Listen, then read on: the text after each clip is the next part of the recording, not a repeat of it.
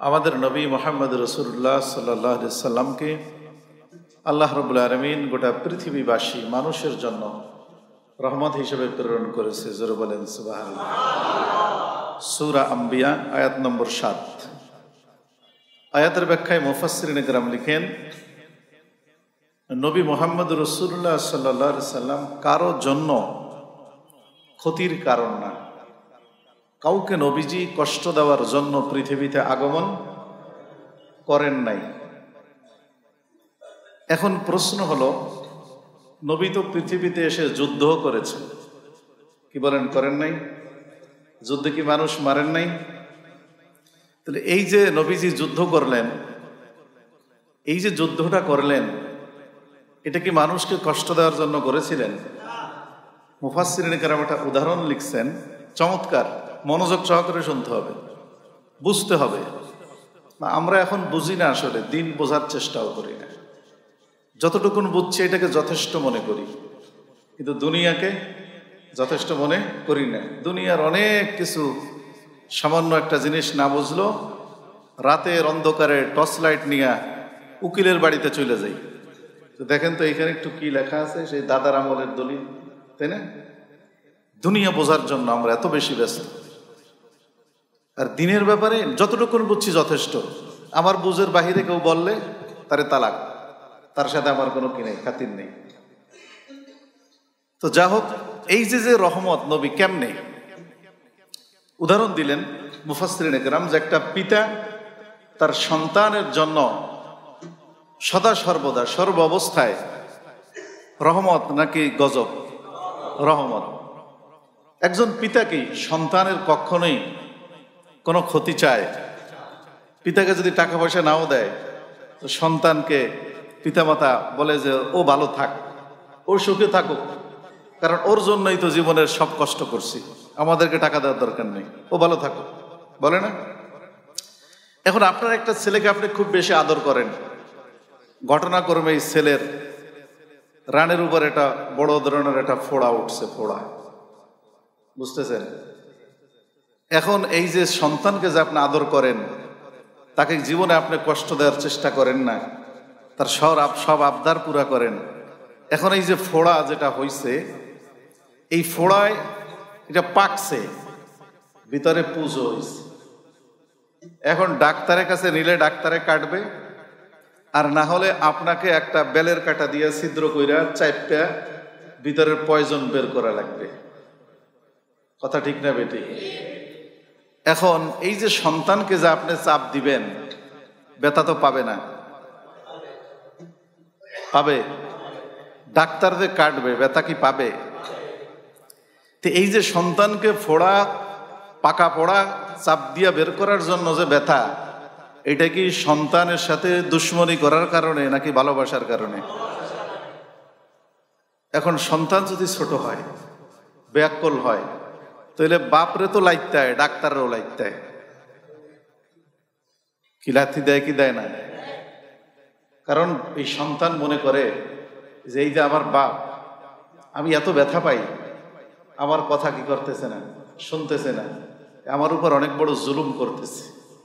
আমার উপর কি করতেছে? আসলেও কি এটা জুলুম? এই যে ছোট সন্তান যেরকম নাবালেগ এই ফোড়ার অসুবিধাটা সম্পর্কে জানে না, আমরা দুনিয়ায় অনেকে যদিও বুয়েটে পড়াশোনা করছি, ইঞ্জিনিয়ার হতে পারি, বিমান চালাইতে পারি, কিন্তু দ্বীনের জ্ঞানের ক্ষেত্রে পয়গম্বরের সামনে আমরা কিন্তু নাবালেগ, আমরা কিন্তু অনেক কিছুই বুঝি না। আমার আমল নামায় চতুর্দিকে কিন্তু ফোড়া জর্জরিত, বুঝতেছেন? কোনোটা আছে শিরিক মিশ্রিত, কোনোটা আছে কুফুর মিশ্রিত, কোনোটা আছে বেদাত মিশ্রিত। এর যে কোনোটায় হাত দিলেই এমন মনটা খারাপ হয়ে যায়। এখন হুজুরও মনে ধরে লাইতাই কি যে এমন কথা আপনি কন, জীবনে এই কথা কোনোদিন শুনি নাই। এখন এই বাচ্চাকে যদি শুধু ভিটামিন খাওয়ায়, আর যদি উপর দিয়ে শুধু তেল মালিশ করে দেয় যে ঠিক আছে বাবা ব্যথা ব্যথা যাও, এটা ধরে না, তাহলে এই যে ফোড়া ভিতরে পাকবে, পুরা হাড্ডি পর্যন্ত ধরার সম্ভাবনা আছে না নাই? যদি ধরে, এরপরে যে ক্যান্সার হবে, এই পাও কেটে ফেলা লাগবে, এরপরে একদিন বড় হবে এই সন্তান, তখন বুঝে আসবে যে এই ফোড়াটার উপরে আমার বাপ মা যদি জবরদস্তি করে আমাকে একটু পাড়াই দিরা অপারেশনটা করতো, আজকে আমার পাওটা হারাইতো না। ওই সন্তান যেরকম বড় হইলে বুঝে, আর দুনিয়ার মানুষ বড় হয় কবরে যাওয়ার পর। এলেম না থাকলে বুঝে কোন জায়গা যাওয়ার পর? কবরে যাওয়ার পরে বুঝে। কবরে যাওয়ার আগে আর কেউ বড় হয় না, কারণ এলেম তো আর শিখে না। সে কবরে যাওয়ার পরে যখন আখিরাত তার সামনে আসে, তখন দেখে যে যাদের জন্য ইমাম সাহেবের তালাক দিলাম জাগো বদনাম করার জন্য, কই আজকে তো তারা আমার কিঞ্চিত পরিমাণ কাজে আসলো না। বুঝেন নাই? মোহব্বতের লোক ইমাম সাহেব বলছিল দুর্নীতিবাজদের বিরুদ্ধে, মন খারাপ হয়ে গেছে আপনার। বুঝতেছেন কথা? তাহলে এখন ওই যে দুর্নীতিবাজরা কবরে আপনার কি পরিমাণ উপকার করবে, এটা কবরে গেলে আপনি বুঝবেন, হাড়ে হাড়ে টার পাবেন। বুঝতেছেন কথা? আপনি দুনিয়াতে যাকেই ভালোবাসেন, মহব্বত করেন, আপনাকে হিসাব নিকাশ করার দরকার আছে না নাই? এই ভালোবাসা আমাকে আখিরাতের জীবনে কি পরিমাণ উপকার করতে পারবে কি পারবে না। আরে কালিমাটাও তো আপনাকে শুদ্ধ করে যদি পড়ান লাগে, আপনি ইমাম সাহেবরই ডাকবেন কি মরণের সময়। অতএব পয়গম্বর যেরকম উম্মতের দুশ্মন হতে পারে না, কোন আলেম তার মুসল্লিদের দুশ্মন হতে পারে না। যদি কেউ মনে করে যে হুজুর মনে আমার সাথে দুশ্মনী শুরু করছে, এইটা আপনার বোঝার ভুল। আপনার প্রতি আমার দরদ আছে দেখি। আমি যদি একজনকে দেখি যে নামাজটা ভুল পড়তেছে, আমি 5 মিনিট বইসা থেকে একদিন আমি দেখছি যে একজন ফজরের নামাজের পরই নামাজে দাঁড়াইছে, তা আমি অপেক্ষা করিয়া 4-5 মিনিট বইসা তাকে বুঝাইলাম যে আপনি এই যে নামাজ পড়তেছেন এটা শরীয়তের খেলাফ। সহিহ বুখারী শরীফের মধ্যে আছে ফজরের নামাজের ফরজের পরে সূর্য ওঠার আগ পর্যন্ত কোনো কি নাই, নামাজ নাই, নামাজ পড়া যাবে না। তো দেখেন, আমি যদি এইটা ওনাকে আমি কেন বললাম, আমার নজরও যদি না পড়তো তাহলে আমি এড়াই যেতে পারতাম, এটা আমার দায়বদ্ধ না। তো যখন আমার নজরে পড়ছে, এখন আমার দায়িত্ব হয়ে গেছে। কারণ কিয়ামতের ময়দানে উনি যদি এই ভুলটা করতে থাকে 60 বছর 70 বছর হতে পারে, এটা শুধুই একজন ইমামের চোখেই পড়ছে, উনি আর অন্য কোন ইমামের নজরে হয়তোবা পড়বে না। পড়লেও হয়তো গুরুত্ব দিয়ে কেউ নাও বলতে পারে। তো আমি তাকে এই জিনিসটা বলার কারণে আমি কি তার দুশ্মন? সে বলে যে হুজুর আমি তো এইভাবে আগে সুন্নাত না পড়তে পারলে এখন পড়ি। বললাম না, এইভাবে আর পড়েন না, সূর্য উঠলে তারপরে পড়বেন যদি সুযোগ পান।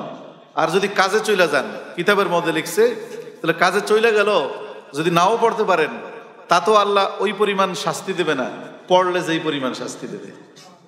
কারণ পড়াটা নিষিদ্ধ। একদিন যদি মিস হয়ে যায়, এটা তো ফরজ না, সুন্নাত, গুরুত্বপূর্ণ সুন্নাত। ঘটনাক্রমে বিশেষ জরুরত আপনি ইমার্জেন্সি কাজে চলে গেছেন, পড়তে পারেন নাই, আল্লাহ আপনাকে কঠোরভাবে ধরবে না। কিন্তু শরীয়তের খেলাফ এটা পড়লে আপনার কি আছে, খবর আছে। এই জন্য দিন শরীয়ত বোঝার ব্যাপার।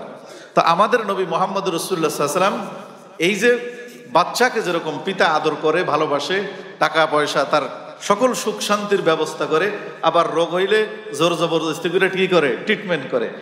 উম্মতের মধ্যে নবীজি সাল্লাল্লাহু আলাইহি ওয়াসাল্লাম সর্বোচ্চ চেষ্টা করছেন কোন ধরনের যুদ্ধকে কি করার জন্য, এড়াই যাওয়ার জন্য। হুদায়বিয়ার সন্ধি আপনি দেখেন, হুদায়বিয়ার সন্ধির সময় রাসূলুল্লাহ সাল্লাল্লাহু আলাইহি ওয়াসাল্লাম এক চাটিয়া নতি স্বীকারমূলক সন্ধি করছে, তারপরও চাইছে যুদ্ধ না হোক, যুদ্ধ কি না হোক।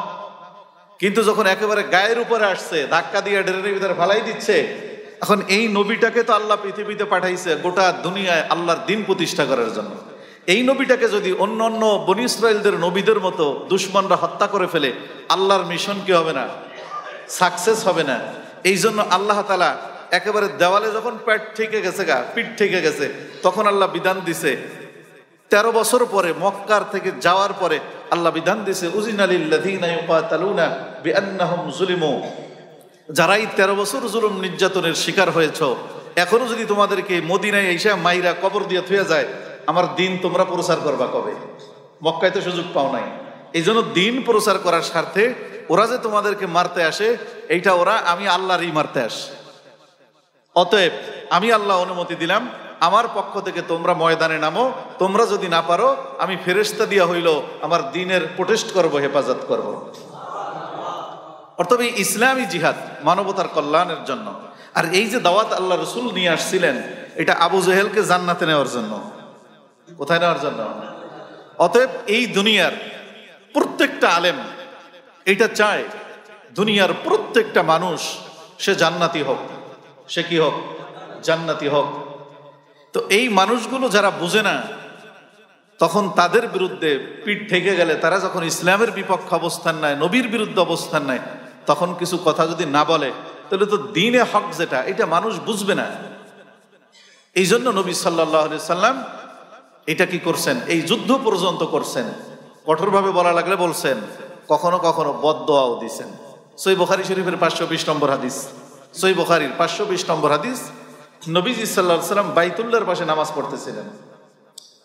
তখন একটা উটের নাড়ি বুড়ি আইনা তাদের নবীজির মাথার উপরে চাপাই দিছে। তখন রাসূলুল্লাহ সাল্লাল্লাহু আলাইহি ওয়াসাল্লাম ওই সময় তাদেরকে বদদোয়া দিছিলেন যে আমার রবের ইবাদতের ক্ষেত্রে যেহেতু তোমরা আমাকে বাধা দিছো, এমনি আমাকে যত মারো, আমি তোমাদেরকে কি দিই নাই? বদদোয়া দেই নাই। তখন নবী ফালাম্মা কাদা সালাতা, যখন নবী নামাজ শেষ করলেন, ক্বালা আল্লাহুম্মা আলাইকা বিকুরাইশিন, আল্লাহুম্মা আলাইকা বিকুরাইশিন, আল্লাহুম্মা আলাইকা বিকুরাইশিন।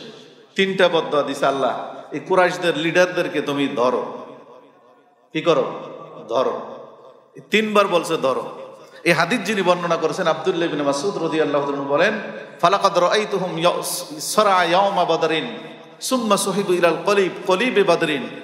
যারা যারা ওই ঘটনায় জড়িত ছিল 6 জন, আল্লাহর কসম করে বলছি, বদরের যুদ্ধের দিন আমি 6 জনের কল্লা কাটা অবস্থায় দেখছি। এবং এই 6 জনের লাশকে, কারণ বদরের যুদ্ধে শুধু ফেরেশতা ছিল, মুসলমান ছিল 313 জন, আর ফেরেশতা আসছে কত? প্রথম আসছে 3000, কত? তারপরে আসছে আরো 5000, কত? 8000 ফেরেশতা আল্লাহ তাআলা বদরের যুদ্ধ আল্লাহ পাঠাইছেন। তো যা হোক, আমাদের নবী মুহাম্মদ রাসূলুল্লাহ সাল্লাল্লাহু আলাইহি সাল্লাম রহমত ছিলেন, সর্ব অবস্থায় রহমত। কারণ নবী যতদিন মক্কায় ছিলেন, আল্লাহ ওয়াদা করছেন যে আপনি মক্কায় থাকা অবস্থায় আমি মক্কার উপরে গজব নাযিল করব না। সুবহানাল্লাহ বলেন না? যে মক্কার 13 বছর তেলে জালে খাইছে আবু জেহেল, ও তো মরতো প্রথম বছরই, তো নবীর খাতিরে কি হয় নাই। এবং বলছে আপনি যতদিন ওই দেশে থাকবেন, কোন দেশে থাকবেন, ওই দেশে আমি আল্লাহ কি নাযিল করব না? গজব নাযিল করব না। যত বড় কাট্টা কাফের হোক, আল্লাহ গজব নাযিল করবেন। এটা নবীর দয়ার কারণে, রহমতের কারণে। তো আমাদের নবী মুহাম্মদ রাসূলুল্লাহ সাল্লাল্লাহু আলাইহি ওয়াসাল্লাম যে রহমত, এবং উনি যে আখিরি জামানার পয়গম্বর, এটা পৃথিবীর সকল মানুষ চিনতেন। সকল মানুষ চিনতেন। সিয়াসত তার মধ্যে রওয়ায়াত আসছে, নবীজি বলেন, মা মিন শাইইন বাইনাস সামাওয়াতি ওয়াল আরদ ইল্লা ওয়া হুয়া ইয়ালামু আন্নী রাসূলুল্লাহ। আকাশ এবং জমিনে এমন কোনো প্রাণী নাই যেই প্রাণী চেনে না এবং জানে না যে আমি আল্লাহর পক্ষ থেকে প্রেরিত রাসূল রাহমাতুল লিল আলামিন। জোরে বলেন সুবহানাল্লাহ। ইল্লা আসিল জিন্নি ওয়াল ইনস। নবীজি বলেন, কিন্তু কিছু মানুষ এবং কিছু জিন আছে, কিছু মানুষ, কিছু জিন এমন আছে যারা আমি নবীকে চিনে না, আমার মর্যাদা সম্পর্কে জানে না। এ না হলে পৃথিবীর এমন কোনো মাখলুক নাই যেই মাখলুক আমি নবীকে পরিপূর্ণভাবে চিনে। সকল মাখলুক চিনে, সকল মাখলুক। হযরত ওমর ইবনুল খাত্তাব রাদিয়াল্লাহু তাআলা আনহু তিনি বর্ণনা করেন, হযরত ওমর রাদিয়াল্লাহু তাআলা আনহু বলেন, জমিনে এমন কোন মাখলুক নাই, গাছ বলেন, গাধা বলেন, গুইসাপ বলেন, পিপিলিকা বলেন, পাখি বলেন, সবাই নবীকে চিনে। এবং ম্যাক্সিমাম মাখলুকাতের পক্ষ থেকে তারা নবী দুনিয়া আসার পরে সাক্ষী দিছে, আশহাদু আল্লা ইলাহা ইল্লাল্লাহ ওয়া আন্না মুহাম্মাদুর রাসূলুল্লাহ। শুধু চিনে না, নবীজি বলেন এই সব মাখলুক আমাকে দিল থেকে পৃথিবীর সমস্ত কিছু চেয়ে বেশি ভালোবাসে। জোরে বলেন। প্রমাণ কি? সহিহ বুখারীর রওয়ায়াত, মুসলিম শরীফের রওয়ায়াত, সিয়াসাত তার সব কিতাবে আছে হাদিস। যে নবীজি সাল্লাল্লাহু আলাইহি সাল্লাম মসজিদ নববীর ভিতরে মেম্বার বানানোর আগে একটা খেজুর গাছের এই গোড়া, এটা কোপা ছিল মসজিদের ভিতরে দেওয়ালের সাথে, এখানে দাঁড়ায় দাঁড়ায় এটার উপরে হেলাম দিয়ে কি দিতেন, খুতবা দিতেন। হঠাৎ করে একদিন এক আনসারি মহিলা, তার একটা গোলাম ছিল কাঠমিস্ত্রি, সেই মহিলা এসে নবীজিকে বলল, জিয়া রাসূলুল্লাহ, আপনি তো গাছের উপরে হেলাম দিয়ে খুতবা দেন, কানা ইয়াকুমু ইয়াউমাল জুমআতি ইলা শাজারাতি, গাছের সাথে হেলাম দিয়ে আপনি খুতবা দেন। ফাকালাত ইমরাতুন ইয়া রাসূলুল্লাহ আল্লা নাজআলু লাকা মিম্বারান, আলা নাজআলু লাকা মিম্বারান। মহিলা বলল, আমি কি আপনাকে একটা মেম্বার বানিয়ে দিব, যেই মেম্বারের উপরে দাঁড়ায়া আপনি কি দিবেন, খুতবা দিবেন। তখন নবীজি বললেন, ক্বালা ইন শি'তুম, যদি তোমরা ভালো মনে করো, চাও, তাহলে মেম্বার বানাইতে পারো, অসুবিধা নেই। ফাজআলু লাহু মিম্বারান, ওই মহিলা ওই কাঠমিস্ত্রিকে বলল, অমুক জায়গা থেকে ভালো মানের কাঠ আইনা একটা মেম্বার বানাবা। কি বানাবা?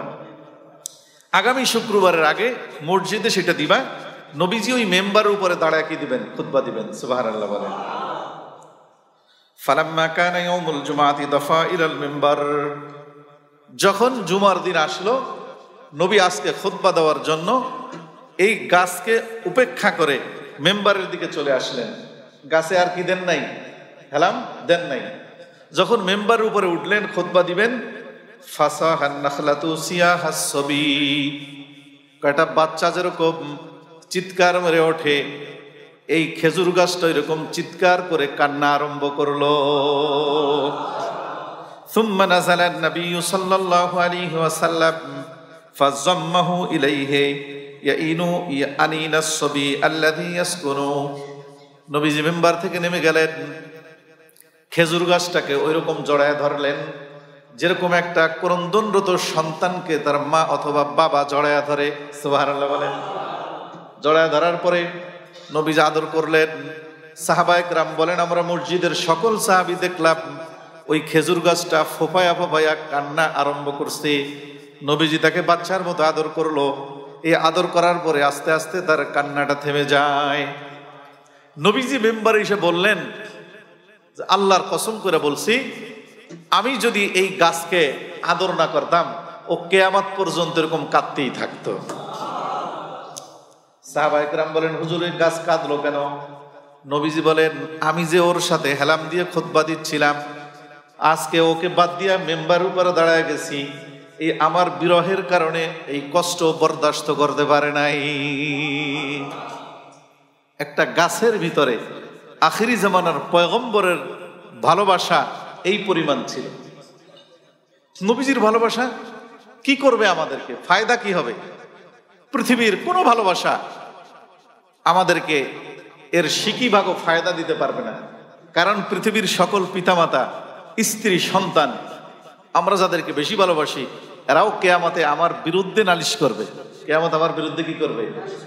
আর নবীজি অপরাধী ব্যক্তিদের খুঁজা খুঁজা, নবীজি বলেন তিরমিজি শরীফের 2435 নম্বর হাদিস, শাফাআতি লি আহলিল কাবাইর মিন উম্মতি, নবী বলেন আমি কিয়ামতে আমার উম্মতের বড় বড় গুনাহগারদেরকে খুঁজা খুঁজা আমি তাদেরকে সুপারিশ করব। জোরে বলেন সুবহানাল্লাহ। নবীর সুপারিশ। সহিহ বুখারীর এক হাদিস আছে যে আজানের যে একটা দোয়া আছে, আপনারা পারেন না? সহিহ বুখারীর হাদিস, নবীজি বলেন, মান ক্বালা হিনা ইয়াসমাউন নিদাআ আল্লাহুম্মা রাব্বা হাযিহিদ দাওয়াতিত তাম্মা ওয়াস সালাতিল কাইমা আতি মুহাম্মাদানিল ওয়াসিলাতা ওয়াল ফাদিলা ওয়াবআসহু মাকামান মাহমুদান আল্লাযী ওয়া'আদতা হাল্লাত লাহু শাফাআতি ইয়াউমাল কিয়ামা। নবী বলেন, যে ব্যক্তি আজানের পরে এই দোয়াটা পাঠ করে, কিয়ামতের ময়দানে তার জন্য সুপারিশ করা আমার জন্য ওয়াজিব হয়ে যাবে। পড়বেন তো আজানের দোয়া? আজানের দোয়া পড়বেন, আজানের সাথে সাথে এই দোয়াটা পড়বেন। মহিলাদেরকেও শিক্ষা দিবেন, এই দোয়া পড়লে নবীর ভালোবাসা তৈরি হবে। দুরূদ শরীফ পড়লে নবীর ভালোবাসা তৈরি হবে। তখন অনুভূতি আসবে, অনুভূতি জাগবে, জাগ্রত হবে যে মুহাম্মদ সাল্লাল্লাহু আলাইহি ওয়াসাল্লাম আমাদের কলিজার একেবারে আসল জায়গায় অবস্থান করছে, এটা অনুভব হবে। সুবহানাল্লাহ বলেন। এমন নবী জীবনে যাকে একবার স্বপ্ন দেখলে, সহিহ বুখারীর 110 নম্বর হাদিস, নবীজি বলেন, قال رسول الله صلى الله عليه وسلم من رآني في المنام فقد رآني فإن الشيطان لا يتمثل في صورتي। যে স্বপ্নে আমাকে দেখলো সে বাস্তবিকই আমাকে দেখলো। সুবহানাল্লাহ বলেন। কারণ শয়তান আমার রূপ ধারণ করতে পারে না। আর যে ব্যক্তি আমাকে স্বপ্ন দেখলো সেই ব্যক্তির জন্য আমার সুপারিশ অজীব হয়ে গেল। জোরে বলেন। এই জন্য মুহাম্মদুর রাসূলুল্লাহ সাল্লাল্লাহু আলাইহি সাল্লামের মহব্বত পৃথিবীর প্রত্যেকটা মাখলুকাতের ভিতরে পরিপূর্ণভাবে আছে, পরিপূর্ণভাবে। শুধু তাই না, আর একটা প্রাণী, একটা গাছের উদাহরণ দিলাম। মুজিজাতুন নবী আল্লামা হাফেজ ইবনে কাসির রহমাতুল্লাহি আলাইহি উনি একটা কিতাব লিখছে, তাফসির ইবনে কাসিরের যিনি লেখক, ওই কিতাবের মধ্যে তিনি লেখেন, ইযা জা আরাবিয়ুন মিন বনি সুলাইম কদ সাদা যাব্বান। একজন বনি সুলাইম গোত্রের লোক আসলো, তিনি পাহাড় থেকে একটা গুইসাপ শিকার করে নিয়ে আসছে। কি গুইসাপ? আরবরা তখন গুইসাপ খাইতো। এখনো আমাদের চার মাযহাবের মধ্যে এক মাযহাব শাফি মাযহাব, তাদের নিকট গুইসাপ খাওয়ারও বৈধতা আছে। কারণ সহিহ বুখারী একটা হাদিস আছে যে নবী সাল্লাল্লাহু আলাইহি ওয়াসাল্লাম একবার ওনার স্ত্রী উম্মে সালমার ঘরে খাবার খেতে বসলেন, তখন বড় প্লেটে একসাথে কয়েকজন খাইতে বসছেন। অনেক খাবারের আইটেমের ভিতরে শেষ দিক দিয়া যেটা ভালো খাবার সেটা আনে না, গরুর গোশত সবার শেষে দেয় না, প্রথম বাজি ঠেজি দিয়ে ঠিয়া, তো শেষকালে আনলো হইল গুইসাপের ফেরাই গুনা। তখন ফারাফা ইয়াদাইহি রাসূলুল্লাহ সাল্লাল্লাহু আলাইহি ওয়াসাল্লাম, নবীজি হাত উঠাই নিলেন, ওই গুইসাপ দেখে আর কি করলেন না। এখন হযরত খালিদ বিন ওলীদ, ওই যে যুদ্ধের বেশি পারদর্শী যেই সাহাবী, তিনি বললেন, ইয়া রাসূলুল্লাহ আহালালুন আম হারাম, এটা কি হালাল নাকি হারাম আপনি বলেন। নবী বলেন, লা উহাল্লিলু ওয়ালা উহাররিমু, আমি এটাকে এখনো হালালও বলতে পারি না, হারামও বলতে পারি না। আগের জামানা থেকে তোমরা খাইয়ে আসছো, সেইভাবে খাচ্ছ, কিন্তু আমার স্বভাব তবিয়ত এটাকে পছন্দ করে না। আর আল্লাহ এখন পর্যন্ত এটার ব্যাপারে আমাকে নতুন কোনো বিধান জানায় নাই। আর নবীকে যতক্ষণ পর্যন্ত কোনো বিষয়ের বিধান না দেবে, আগের জামানা থেকে চলে আসছে, সেটা চলতেই থাকবে। বিধান আসলে নিষেধ হবে। তখন উনি তো আগে এত সময় এক হাত দিয়ে খাইছে, উনি কয় যে তাহলে আপনার বাগেরটা আমি খাই, এই যে বাম হাত দিয়েও খাওয়া আরম্ভ করছে। খালিদ বিন ওলীদ রাদিয়াল্লাহু তাআলা আনহু উনি অনেক বেশি সেটা খাইছে। এই যে হাদিস, এই হাদিসের ভিত্তিতে শাফি মাযহাবে বলে যে গুইসাপ এখনো বৈধ আছে খাওয়া। তো আমাদের মাযহাবে কোরআনের একটা আয়াত আছে, সেই আয়াতের ভিত্তিতে হযরত ইমাম আবু আযম আবু হানিফা রাহমাতুল্লাহ আলাইহি বলছেন, ওয়া হুররিমা আলাইকুমুল খাবাইস, খবিস জিনিস যেটা, এটা সব তোমাদের উপর হারাম করা হয়েছে। ওনার খবিসের ব্যাখ্যা হলো, মানুষ সাধারণত সুস্থ, আকল বুদ্ধি ঠিক আছে, এমন মানুষের রুচিতে, দিনদার মুত্তাকি পরেজগার, তার রুচিতে পছন্দনীয় না, খাইতে কি করে না, ভক্তি লাগে না, এবং ওইটা হিংস্র যদি হয় তাহলে এইটা খবাসাতের অন্তর্ভুক্ত, এটা হারাম। এবং এটাই হলো তাকওয়া পরহেজগারির বিধান। এই জন্য আমাদের হানফি মাযহাব এটাকে খাওয়ার থেকে কি করা হয়েছে, বাদ দেওয়া হয়েছে। তো যা হোক, তো ওই সাহাবী একটা গুইসাপ শিকার করে নিয়ে আসছে। গুইসাপটা রাখছে কোথায়? এই হাতার ভিতরে ঢুকাইয়া রাইখা উনি আইসা দেখে যে অনেক মানুষ মসজিদ নববীর উঠানে, নবীজি হিজরত করে কেবল মদিনায় গেছেন এর কয়েকদিন পরে। ফালাম্মা রাআল জামাআতা ক্বালা হাযা ক্বালু হাযা আল্লাযী ইয়াযকুরু আন্নাহু নাবিয়্যুন। ওই ব্যক্তি জিজ্ঞাসা করলো যে এখানে কি হইছে রে? তো লোকেরা বলল যে এখানে ওই ব্যক্তি আসছেন যিনি মনে করেন যে তিনি আল্লাহর পক্ষ থেকে প্রেরিত রাসূল। এই কথা শুনে ওনার মেজাজ গরম হয়ে গেছে। আগের থেকে তো অনেক বদনাম ফদনাম শুনছে আর কি, কারণ মিডিয়া সন্ত্রাসের যে একটা চাইল, এটা সেই আগের জামানায় ছিল। এরা অপপ্রচার চালাইতো, প্রথম হাতিয়ার ইসলামের বিরুদ্ধে অপপ্রচার চালায় ইসলামের দুশ্মনেরা। তো এই সেই অপপ্রচারে উনি মুগ্ধ হইয়া উনি ভাবতো যে এই যেই ব্যক্তি নবুয়ত দাবি করছে এটা খারাপ লোক, বাপ দাদার ধর্ম কি করছে বাদ দিয়ে নতুন ধর্ম নিয়ে আসছে। তো যা হোক, উনি কিছু উল্টা সিধা কথাবার্তা বলল।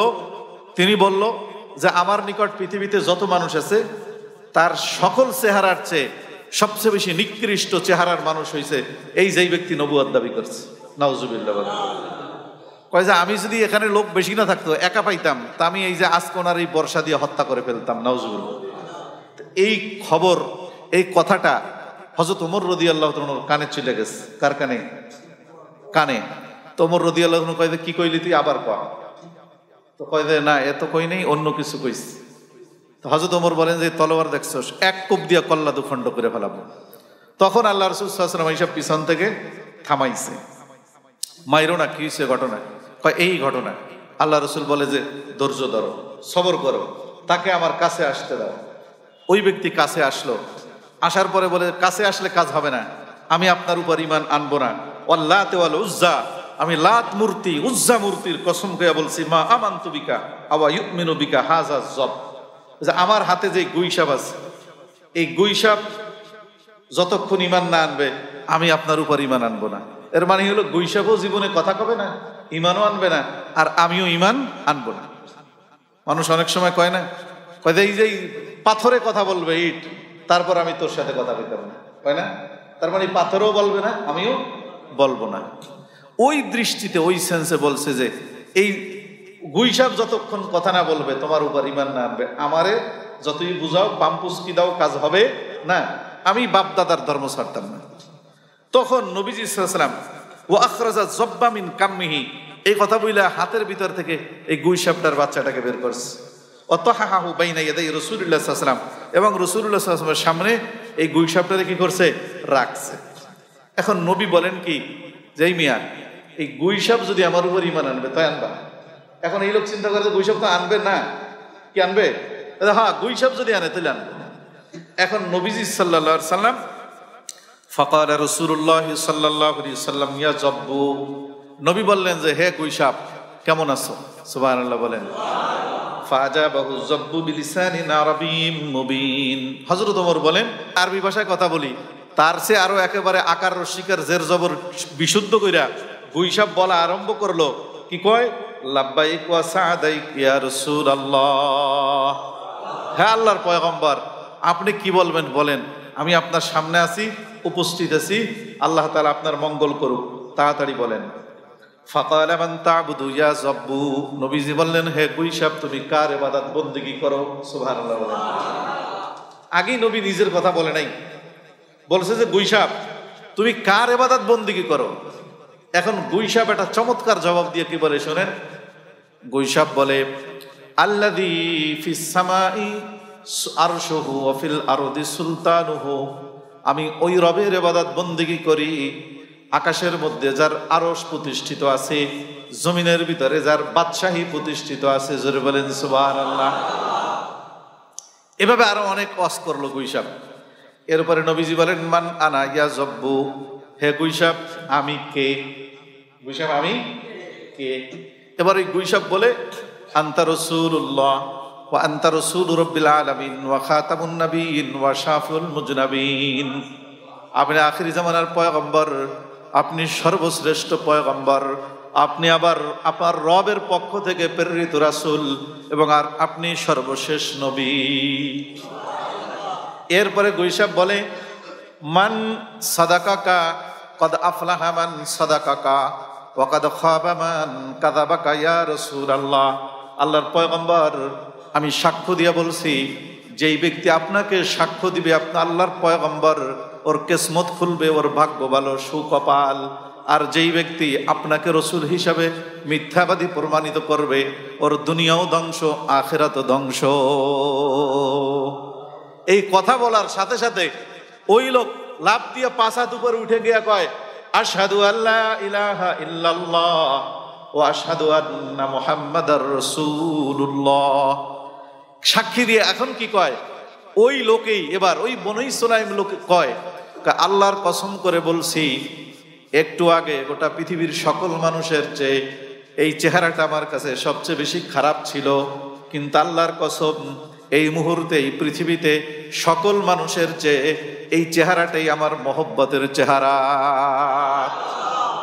ও আয়া জিসকে আনে কি জমানে কো জরুরত থি, ও আয়া জিসকে আনে কে লিয়ে বেচैन फितरत थी, हकीकत की खबर देने बशीर आया नजीर आया, शहंशाही ने जिसके पाँचू में ओ फकीर आया, मुबारक हो जमाने को कि खत्मुल मुरसलीन आया, मुबारक हो ज़माने को के ख़त्मुल मुरसलीन आया, सहाबे रहमतन कर रहमतुल लिल आलमीन आया, सहाबे रहमतन कर रहमतुल लिल आलमीन आया। জগৎপাল একজন হিন্দুর নাম, ইন্ডিয়া বাড়ি। তার কবিতাটা আমি এখন শুনাইলাম আপনাদেরকে। এই কবি জগৎপাল হিন্দু। এই হিন্দু কবি কি বলে শুনেন। তিনি বলেন, ও আয়া জিসকে আনে কি জামানে কো জরুরত থি, ওই নবী পৃথিবীতে আগমন করেছে যার আশাটা পৃথিবীবাসীর জন্য অনিবার্য ছিল। জোরে বলেন সুবহানাল্লাহ। উনি আশা ছাড়াই পৃথিবী, মানুষ যেইভাবে আইয়ামে জাহিলিয়াতের যুগে ধর্ষণ, হত্যা, ছিনতাই, রাহাজানি, দুর্নীতি, চুরি, বাটপাড়ি, চিটারি যেভাবে আরম্ভ করছিল, ওই নবী পৃথিবীতে আসা ছাড়া এই দুনিয়াবাসীকে নিয়ন্ত্রণ করার মতো আর কোনো ক্ষমতা ছিল না। সেই নবী আগমন করছে। এমন নবী আসছে যেই নবীর সাথে প্রত্যেকটা মানুষের দিলের একটা মহব্বত আছে না নাই। হিন্দু হিন্দু সব হিন্দু কিন্তু এক জাতের না, এটা বুঝছেন। এই বর্তমান কয়েকদিন আগে ইন্ডিয়ার মুম্বাইতে এক হিন্দু পণ্ডিত আমাদের নবী মোহাম্মদ রাসূলুল্লাহ সাল্লাল্লাহু আলাইহি ওয়াসাল্লামকে নিয়ে কটূক্তি করছে মারাত্মক ধরনের। পুরা ইন্ডিয়ার ভিতরে এটা নিয়ে আপনারা যারা ইলেকট্রনিক মিডিয়া, সোশ্যাল মিডিয়ার সাথে যোগাযোগ আছে জানেন। এবং সারা বাংলাদেশে এইটা শান্তিপূর্ণ প্রতিবাদ ডাকা হয়েছে। খিলগাঁওতেও খিলগাঁওয়ের ওলামায়ে কেরামের পক্ষ থেকে আজকে বাদ জুমা খিলগাঁও চৌরাস্তা প্রতিবাদ সমাবেশ এবং মিছিলের, শান্তিপূর্ণ মিছিলের আহ্বান করা হয়েছে। আপনারা যারা পারেন জুমার পরে আপনারা যাবেন, আমিও যাব ইনশাল্লাহ, আমার নিয়ত আছে। কারণ নবী মুহাম্মদুর রাসূলুল্লাহর ভালোবাসা এই পৃথিবীর সবকিছুর চেয়ে বেশি। ঠিক না বেঠিক? ওই হিন্দু কবি সে বলে যে এমন নবী পৃথিবীতে আগমন করছে, বলে তোমরা তো ওই নবীর মর্যাদা জানো না। গোটা পৃথিবীর সকল রাজা বাদশা তাদের মাথা যেখানে, তাদের সিংহাসন যেখানে, এই সবগুলার মাথার উপরে পাও ফালাইয়া দুনিয়া আগমন করছে ওই নবী। জোরে বলেন সুবহানাল্লাহ। পৃথিবীর সকল রাজা বাদশাদের মাথার উপরে কি দিয়া? কদম দিয়ে পৃথিবী তিনি আগমন করছেন। দুনিয়ার রাজত্ব এবং দুনিয়ার বিলাসী জীবন যার মাকসাদ ছিল না, নবীজি বলছেন, সহিহ বুখারীর বর্ণনা, মিশকাত শরীফের হাদিস, উতিতু মাফাতিহু খাজাইনিল আরদ, ভূমণ্ডলে যত সম্পদ আছে সকল সম্পদের চাবি আল্লাহ আমি রহমাতুল লিল আলামিনের হাতে আল্লাহ তাআলা সুপর্দ করেছে। কিন্তু আমি দুনিয়ার হাকিকত বুঝি, বাস্তবতা বুঝি। এই জন্য দুনিয়াকে আমি গ্রহণ করি নাই, কারণ আমি জানি এই দুনিয়াটা মানুষের জন্য পরীক্ষার জায়গা মাত্র। কিসের জায়গা? পরীক্ষার জায়গা। পরীক্ষার জায়গা। বাস্তবতার সাথে দুনিয়ার কোনো মিল নাই। তালই সাহেব যেই জমি বলতো যে আমি খাবো আমি খাবো, এরপরে দাদাই বলতো এই জমি আমি খাবো আমি খাবো, বাপে বইলে গেছে এই জমি আমি খাবো আমি খাবো, ছেলে বলে যে আমি খাবো আমি খাবো। এই সবগুলারে জমিনে খাইছে, জমিন কেউ খাইতে পারে নাই। ওই তালইর দেহ খাইয়া শেষ করছে জমিনে, ওই দাদাকে খাইয়া শেষ করছে জমিনে, বাপকেও খাইয়া শেষ করছে জমিনে, হাড্ডিও বাকি নাই। তুমিও অপেক্ষায় থাকো, তোমাকে ওই জমিন খাবে, তুমি জমিন খাইতে পারবে না। এটার নাম দুনিয়া। এই দুনিয়ার বাস্তবতার হাকিকত বুঝানোর জন্য পয়গম্বররা দুনিয়া আসছে। পয়গম্বর নাই, ওলামায়ে কেরাম যারা, তাদেরকে মানুষকে আখেরাত বুঝানো ওলামাদের মূল জিম্মাদারি। রাগ করবেন না, বলতে গেলে অনেক সময় মানুষ হিসাবে আমরা হয়তো একটু জোরে বলে ফেলাই বা একটু কঠোরভাবে বলে ফেলাই, একটু আস্তে বললে আপনার কাছে ভালো লাগতো। কিন্তু এই জোরে বলি আর আস্তে বলি কথাইটা বাস্তব। কথাইটা কি? এটা আপনি বালিশে মাথা দিয়ে চিন্তা করতে হবে। আপনার আপন এই পৃথিবীতে আল্লাহ এবং আল্লাহর রাসূল ছাড়া আর কেউ নাই, তারাই সবচেয়ে বড় আপন। এই জন্য তাদের কথা, তাদের নীতি, তাদের আদর্শ সবার উপরে জায়গা দিয়েন। যদি কবর হাসর মিজান ফুলসুরাতে কি পাইতে চান? নাজাত পাইতে চান। তো এই হলো আরেকটা কিচ্ছা আপনাদেরকে শুনাই।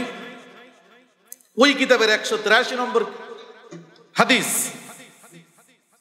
খয়বার যুদ্ধ যখন নবীজি সাল্লাল্লাহু আলাইহি ওয়াসাল্লাম বিজয় অর্জন করলেন, কিছু গনিমতের মাল ভাগ হইল, ভাগ বটোয়ারা হইল।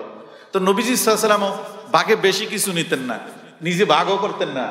সাহাবায়ে কেরামকে বলতেন যুদ্ধের পরে যা থাকে এটা আমার উম্মতের জন্য হালাল করা হয়েছে, ভাগ করো। তো ভাগ কইরা নবীর ভাগে একটা গাদা আসলো। গাদা কি? কালো একটা গাদা। লাম্মা ফাতাহাল্লাহু আলা নবিহি আসাবাহু হিমারুন আসওয়াদ। একটা কালো গাদা নবীর ভাগে পড়লো। অন্যদের ভাগে অনেক কিছুই পড়ছে, নবীর পক্ষে গাদা আরো কিছু কিছু জিনিস আসছে, হান্ডি পাতিল টুকটাক পাইছে, একটা গাদাও নবীজি পাইছে। এখন এই গাদা নবীর পক্ষে আইসা, ভাগে আইসা, এখন গাদায় হাসতেছে আর চতুর্দিক দিয়ে করতেছে। সুবহানাল্লাহ বলেন, আজব তামসা না?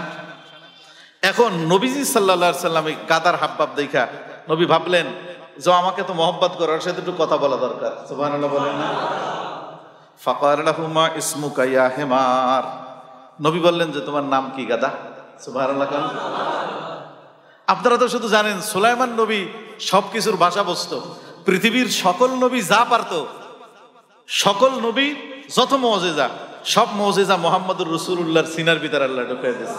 এ সব, এর বাইরেও এক্সট্রা কিছু দিয়েছে যা অন্য নবীদেরকে দেয় নাই। তখন নবী বললেন তোমার নাম কি? হেমার। আল্লামা হাফেজ ইবনে কাসির রইসুল মুফাসসিরিন, হাম জামানার, ওই জামানার বড় মুফাসসির, উনি লিখেন 173 নম্বর পৃষ্ঠা এই রাওয়ায়াত উনি আনছেন। বলে যে এখন এই গাদায় বলে ইসমি ইয়াজিদ ইবনে শিহাব, বলে যে আমার নাম হলো ইয়াজিদ, আমার বাবার নাম হলো শিহাব। ইয়াজিদ নামটা কিন্তু আসলে খারাপ না, নামটা কিন্তু কি না, কিন্তু এই যে কিছু কাজ কইরা বিতর্কিত হয়েছে। যেরকম এই যে মীর জাফর, মীর যে একটা বংশ, এটা কিন্তু সম্মানী বংশ। আমাদের হাবিবুর রহমান যুক্তিবাদীও মীর বংশের বড় বক্তারা, বাংলাদেশের একজন বড় আলেম। তো মীর হাবিবুর রহমান যুক্তিবাদী, এখন উনিও মীর, আর মীর জাফরও মীর। এখন মীর জাফর কি নাম খারাপ? কোন নাম ভালো কিন্তু কাম খারাপ। জাফর এটা ভালো নাম, এটা আলী রাদিয়াল্লাহু তাআলার ভাইয়ের নাম। আমাদের বাংলাদেশের বড় একজন মুরব্বী, আমাদের শায়েখ ডালকানগর পিসাব জাফর আহমদ, অনেক সুন্দর নাম। তো যা হোক, তো এই যে ওনার বললো যে হুজুর আমার নাম হলো ইয়াজিদ আর আমার বাবার নাম হলো শিহাব। আরব দেশের মানুষ তাদের গাদারও তারা বংশ লেখা রাখতো, বাপ দাদা 14 গোষ্ঠীর নাম। সুবহানাল্লাহ বলেন না? এটা আরবের রীতিনীতি। তারা উট পালে না, উটেরও তাদের নাম আছে, কোন উট কোন বংশের এটাও তাদের কি আছে, লেখা থাকে। এরপরে গাদাকে নবী যখন এতটুকু জিজ্ঞাসা করছে পরিচয়, এখন এই গাদা আরো কি কয় শোনেন। আখরাজাল্লাহু মিন নাসলি জাদ্দি 60 হিমারান কুল্লুহুম লাম ইয়ারকুবুহুম ইল্লা নাবিয়্যুন। কয় নবী আমার যে পূর্বপুরুষ ছিল তার বংশের আমি 60তম পুরুষ। সুবহানাল্লাহ বলেন, কততম? 60তম। আমার এই পূর্বপুরুষরা প্রত্যেকেই যে যেই জামানায় ছিল, এরা সবাই ওই জামানার নবীকে তারা বহন করছে। সুবহানাল্লাহ না? নবীকে কাঁধে লইয়া হাঁটছে। লাম ইয়াবকি মিন নাসলি জাদ্দি গায়রি ওয়ালা মিনাল আমবিয়াই গায়রু। এখন এই দুনিয়াতে আমি ছাড়া আমার দাদার বংশের আর কেউ নাই, আর আপনি ছাড়া পৃথিবীতে আর কোনো পয়গম্বর নাই। অতএব গাদা ইশারা ইঙ্গিত দিয়ে বুঝায় দিল এই জামানায় আপনি পয়গম্বর, আপনি যদি আমার পিঠে না ওঠেন তাহলে আমার পোড়া কপাল, আমার বংশের ভিতরে একমাত্র আমি হব, কোনো নবীকে বহন করতে পারি নাই।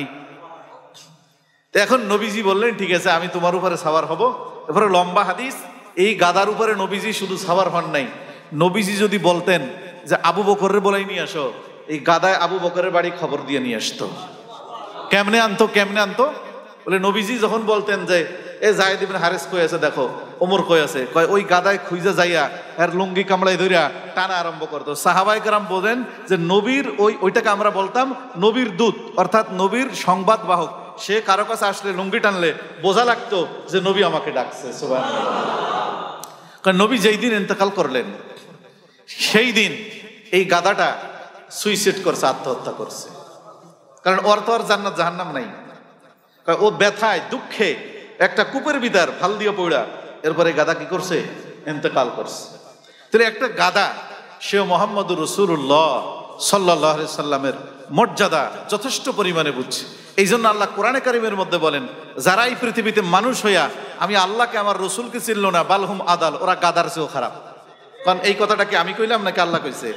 এখন যদি আমার বিরুদ্ধে খেপেন, আপনি কার বিরুদ্ধে খেপলেন? তাহলে পারবেন আল্লাহর সাথে? আমার মতো মৌলবী মনে করছেন আল্লাহরে? আল্লাহ তাআলা আমাদের সকলকে কোরআন এবং হাদিসের এই সহি কথাগুলো বোঝার তৌফিক দান করুক। যারা সুন্নাত পড়েন 4 রাকাত কাবলাল জুমা সুন্নাত পড়েন।